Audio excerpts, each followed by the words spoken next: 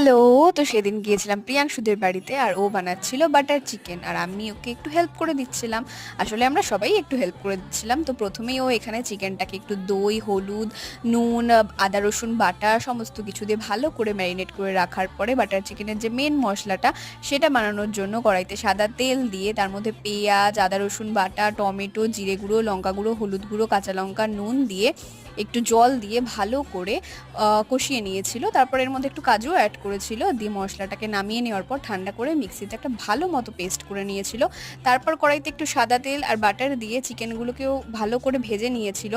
তারপর আবার সেই কড়াইতে আর একটুখানি বাটার দিয়ে যে মশলাটা করে রেখেছিল, যে মশলার পেস্টটা, সেটা দিয়ে তার মধ্যে একটু চিনি দিয়ে একটুখানি ফুটে আসলেই তার মধ্যে চিকেন দিয়ে চিকেনটাকেও একটু ভালো মতো কষিয়ে নেওয়ার পরে ফ্রেশ ক্রিম, গরম মশলা আর একটু কাসুরি মেথি আর বাটার দিয়ে নামিয়ে নিয়েছিল। দারুণ হয়েছিল কিন্তু খেতে। টাটা।